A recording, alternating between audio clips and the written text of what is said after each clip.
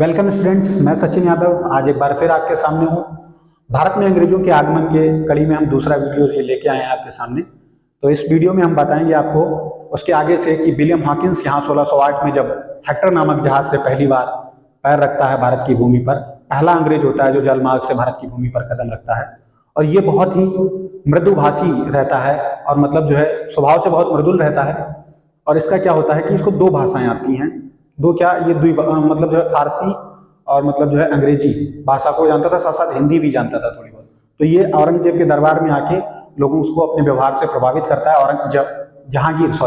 जहांगीर नाम मुझे लेना था, जहांगीर के दरबार में आता है और ये प्रभावित करता है जहांगीर को काफी। तो जहांगीर इसको 400 का मनसब भी प्रदान करता है और इसकी शादी एक आर्मीनियन महिला से करवा दी जाती है, स्त्री से। तो ये सारा प्रकरण यहाँ होता है। उसको साथ साथ इसको सूरत में एक व्यापारिक फैक्ट्री स्थापित करने की अनुमति भी दे देता है औरंगजेब। यहाँ तक हम बात कर चुके थे। तो बात करते हैं अनुमति मिलने के बाद दिक्कत आती है। जो अरब व्यापारी रहते हैं और लोकल के जो व्यापारी होते हैं पुर्तगाली और गुजराती, वो थोड़ा विरोध करते हैं इस चीज़ का। तो ये अनुमति वापस ले ली जाती है और ये फैक्ट्री स्थापित नहीं हो पाती। तो अंग्रेज इस कड़ी में फिर जो है पहले एक फैक्ट्री स्थापित कर चुके होते हैं 1611 में। वो ये मछलीपट्टनम में ये फैक्ट्री लगाते हैं। मछलीपट्टनम या आज के मछलीपट्टनम बोलते हैं इसको। मछलीपट्टनम में एक फैक्ट्री अंग्रेज 1611 में लगाते हैं।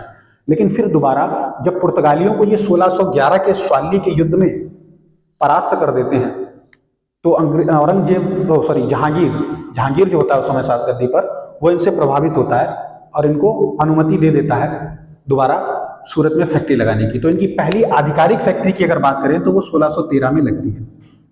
1613 में सूरत में लगती है।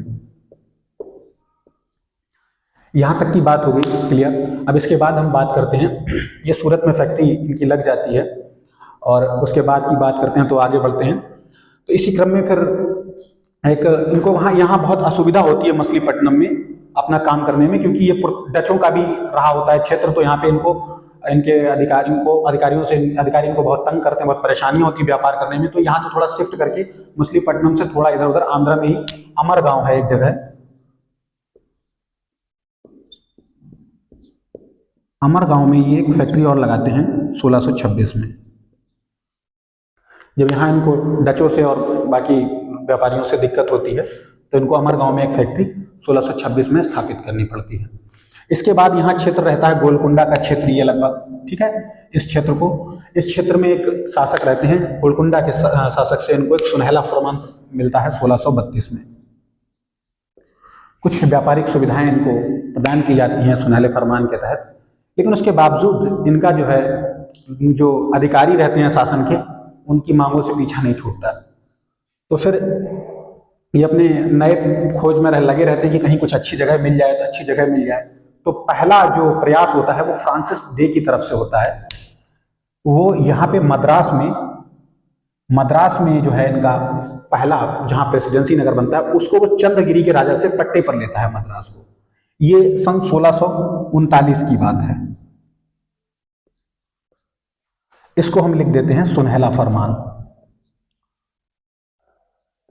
फरमान गोलकुंडा के शासक से। 1632 में सुनहला फरमान मिलता है गोलकुंडा के शासक से। लेकिन फिर भी इनको मतलब जो कुछ अच्छे से सुविधा नहीं मिल पाती, क्योंकि लोकल के अधिकारी जो रहते हैं वहां के, वो उनको परेशान करते रहते हैं चुंगी वगैरह के लिए। फिर ये 1639 में फ्रांसिस डे आता है।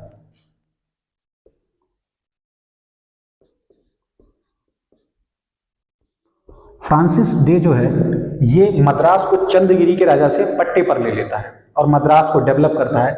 यहाँ पर जो एक किलेबंद फोर्ट बनाया जाता है उसका नाम रखा जाता है सेंट फोर्ट जॉर्ज।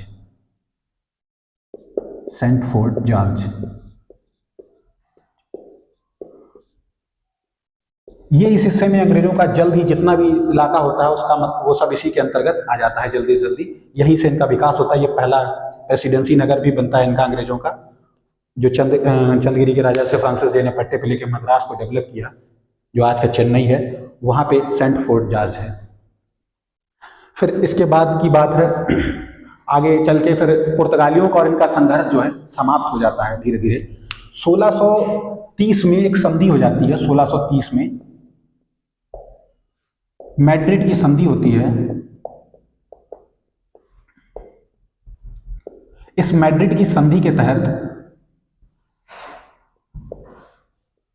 पुर्तगालियों का जो और अंग्रेजों का जो पूर्व की ओर संघर्ष होता है, व्यापारिक संघर्ष, ये समाप्त हो जाता है। ये पुर्तगालियों और अंग्रेजों के बीच में होती है मैड्रिड की संधि 1630 में। इसके बाद एक घटना होती है 1661 में, इनके संबंध तो अच्छे हो ही जाते हैं मैत्रीपूर्ण। चार्ल्स द्वितीय की शादी हो जाती है पुर्तगाल की महारानी कैथरीन के साथ 1661 में। इसको बिगाड़ देते हैं। 1661 में पुर्तगाल की महारानी कैथरीन की राजकुमारी कैथरीन की शादी कर दी जाती है, जो इंग्लैंड के राजा रहते हैं चार्ल्स द्वितीय इनके साथ।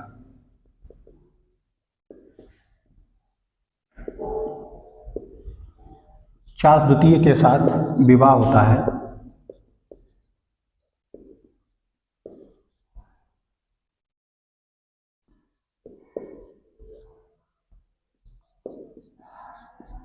कैथरीन का, ये कैथरीन पुर्तगाल की राजकुमारी है और चार्ल्स द्वितीय इंग्लैंड के राजकुमार। तो इनका विवाह जब होता है तो होता क्या है, पुर्तगालियों के पास गोवा और ये यहाँ का जो क्षेत्र रहता है, तो साल्सेट द्वीप जो रहता है जिसपे मुंबई बसा हुआ है, वो मुंबई वाला जो द्वीप है वो इनको दहेज के रूप में मिल जाता है। सोचिए, भारत की जमीन और इनको दहेज दी जा रही थी। तो इनको दहेज के रूप में जब बंबई मिलता है,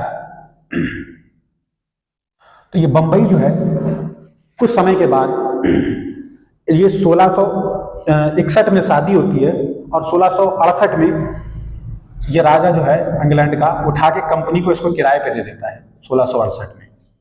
1668 में जब ये मुंबई वाला हिस्सा किराए पे मिलता है कंपनी को, तो इसको कंपनी फिर डेवलप करना शुरू करती है और ये दूसरा प्रेसिडेंसी नगर बनता है इनका। इस तरह से मुंबई में अंग्रेजी प्रेसिडेंसी की नींव पड़ती है और जल्द ही जितना सूरत और अहमदाबाद और उसका सब भड़ौच का जो भी क्षेत्र है वो सब इस प्रेसिडेंसी के अंतर्गत संचालित होने लगता है।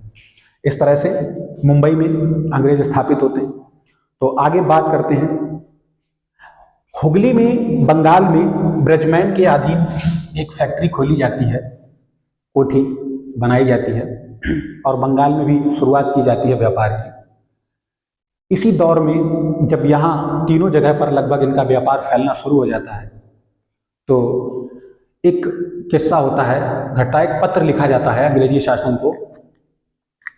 वो उसमें कहता है, जेराल्ड अंगियर वहाँ पे रहता है, सूरत का प्रेसिडेंट, वो कहता है कि अब तकाजा है कि हम लोग क्या करें, हाथों में तलवार लेकर और मतलब जो है यहाँ के शासन को कब्जा करें कैसे भी, इस तरह की कुछ बात करता है उस पत्र में।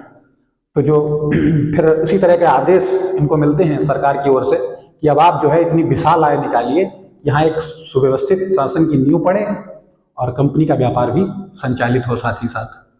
तो वहाँ से शुरुआत हो जाती है और इस नवीन नीति का जो उत्तरदायी माना जाता है वो रहता है सर जोशुआ चाइल्ड।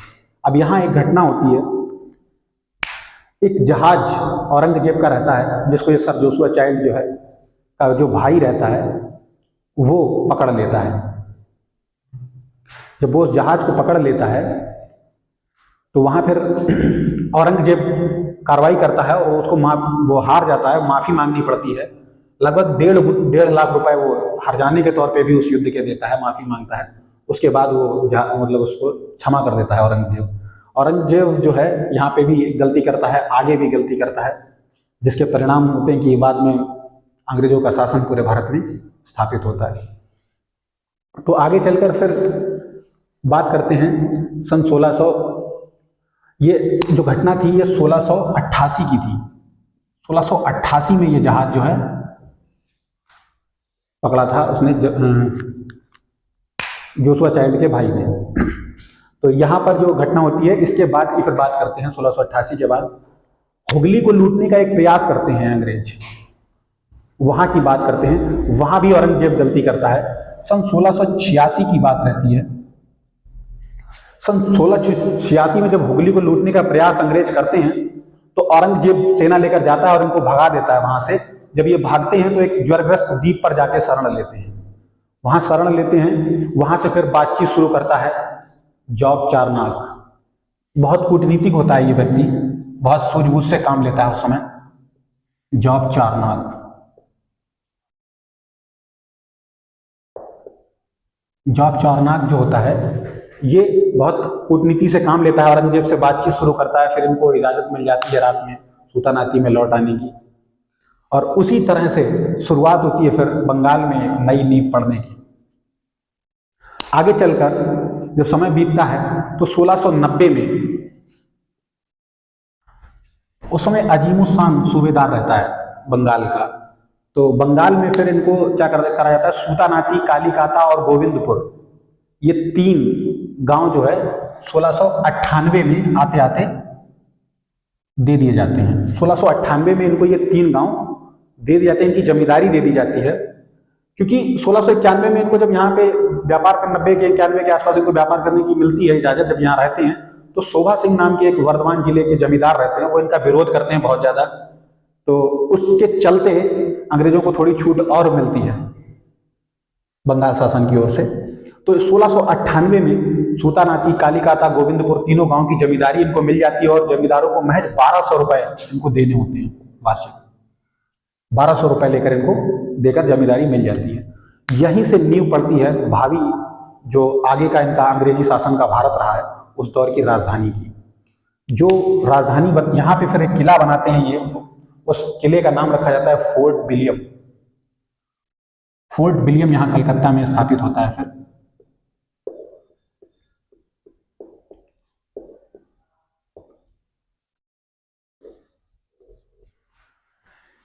यहीं से फिर आगे के भारत के शासन के लिए ये अंग्रेजी शासन की राजधानी रहता है। सन 1700 में मतलब जो ये किला बन के तैयार हो जाता है लगभग, और उसके बाद में फिर 1774 से रेगुलेटिंग एक्ट आप सभी ने पढ़ा होगा, 1774 से लेकर 1911 तक ये भावी भारत की राजधानी बना रहता है।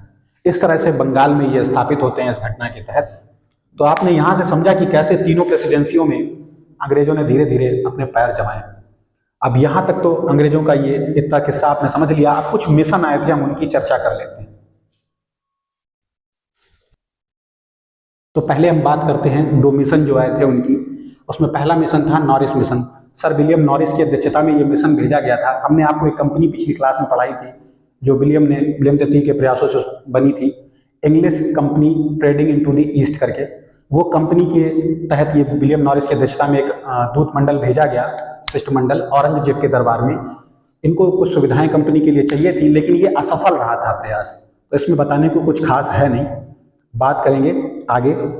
जो जॉन सरमन मिशन था, ये मिशन सफल, तो इसको लिख देते हैं, नॉरिस विलियम की अध्यक्षता में आया था।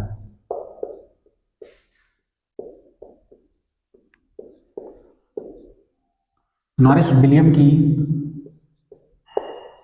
अध्यक्षता में ये मिशन आया था। और इस मिशन में एक खास बात और भी याद रखिएगा, इस कंपनी के प्रयास जो असफल हुए, English company trading into the east ये कंपनी थी, इंग्लिश, ये इधर से मेरा लग जाता है हर बार मात्रा, English company trading into the east, trading into the east, ये कंपनी जो स्थापित हुई थी उस समय, ये कंपनी विलियम तृतीय के प्रयासों से ही स्थापित हुई थी। और यही कंपनी आती है इस नॉरिस मिशन को लेकर, नॉरिस विलियम की अध्यक्षता में ये आता है औरंगजेब के दरबार में, याद रखिएगा।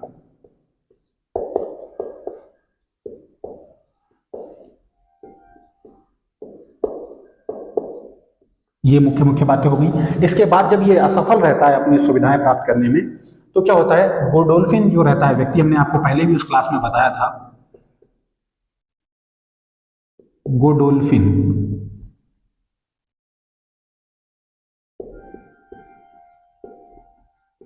गोडोल्फिन के अर्ल के फैसले के अनुसार, अर्ल में ये फैसला लेता है इसलिए बोलता है, गोडोल्फिन के अर्ल के फैसले के अनुसार,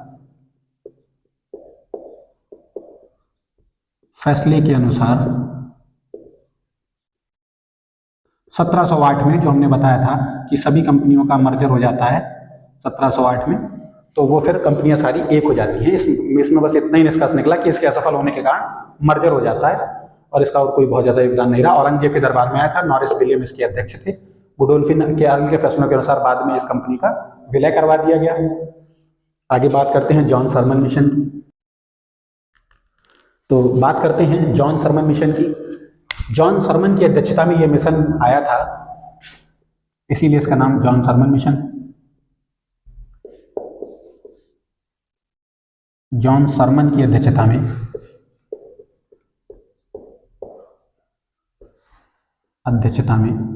1715 ईस्वी में कलकत्ता से इसको भेजा गया था। कलकत्ता से इसको मुगल दरबार में भेजा गया।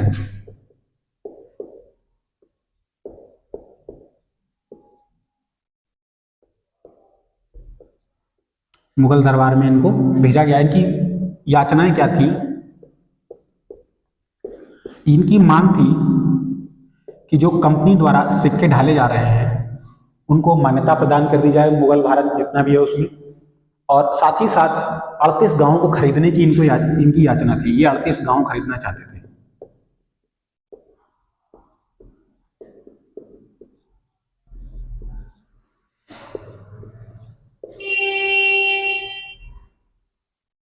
ठीक है, तो अपने द्वारा ढाले गए सिक्कों को भारत में चलाने की मान्यता के साथ साथ 38 गांवों को खरीदने की याचना लेकर ये जॉन सरमन की अध्यक्षता में ये जॉन सरमन मिशन पहुंचा था कलकत्ता से मुगल दरबार में। होता क्या है, इसमें एक हैमिल्टन नाम का चिकित्सक रहता है, सर्जन। हैमिल्टन चिकित्सक होता है और ख्वाजा सुहुर्द नामक एक आर्मीनियन द्विभाषी होता है, ख्वाजा सुहुर्द। तो ये दो व्यक्ति जो रहते हैं इनकी मुख्य भूमिका रहती है इसमें। तो हैमिल्टन क्या करता है, फारुखसियर इस समय गद्दी पर होता है, उसको एक दर्दनाक बीमारी होती है। उस बीमारी को छुड़ाने में हैमिल्टन बहुत अहम रोल सफलता पा लेता है कि उसकी बीमारी से मुक्ति दिला देता है फारुखसियर को। इससे फारुखसियर हो जाता है प्रसन्न और वो इनको कुछ विशेषाधिकार प्रदान करता है। अब हम उनकी बात करते हैं। तो फारुखसियर से जो इनको अधिकार मिलते हैं, औरंगजेब के समय से जो इनके विशेषाधिकार थे वो तो उनको चाहिए थे, साथ में 2-3 मांगे इनकी और थी, सिक्कों को लेकर और 38 गांवों को खरीदने को लेकर। तो होता क्या है, कंपनी को 3000 रुपए देकर बंगाल में मुक्त व्यापार की छूट मिल जाती है।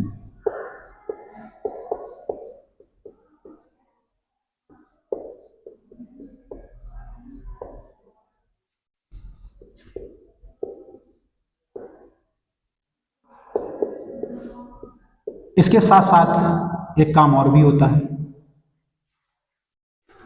10,000 रुपए वार्षिक देकर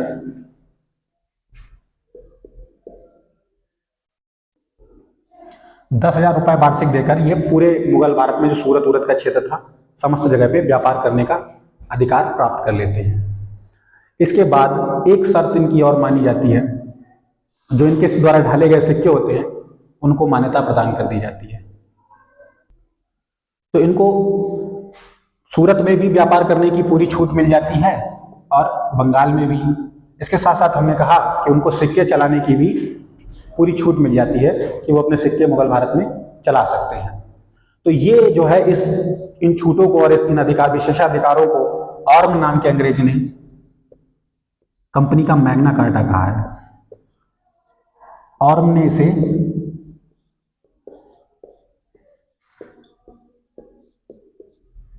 कंपनी का मैग्ना कार्टा कहा है।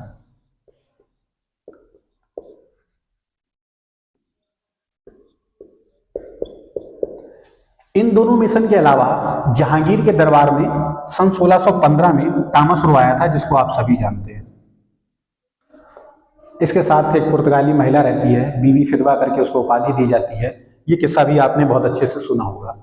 इसको भी कुछ सुविधाएं व्यापार के लिए जहांगीर से प्राप्त करता है, क्योंकि 1608 में जो हॉकिंस आया था उसने इजाजत मिली थी लेकिन उसको कैंसिल कर दिया गया, तो वो सफल नहीं रहा था। उसके बाद फिर 1615 में जब टॉमस रो आता है तो इसको जो है सफलता प्राप्त होती है कुछ सुविधाएं प्राप्त करने में अंग्रेजों के लिए। तो ये भी याद रखिएगा, एक मिशन 1615 में जो जहांगीर के दरबार में आया था, तो ये छूट गया था, तो इसकी चर्चा हमने कर ली। बाकी सारा जितना भी अंग्रेजों से रिलेटेड जरूरी था आपने जान लिया है। अब हम आगे बात करेंगे अगली क्लास में, जो भी इंडियन और फ्रांसीसी रहे हैं उनकी भी। ठीक है, तो बच्चों वीडियो अगर अच्छी लगी हो तो लाइक कीजिएगा, चैनल को सब्सक्राइब कीजिएगा और हमारे चैनल को आगे शेयर भी कीजिएगा। धन्यवाद।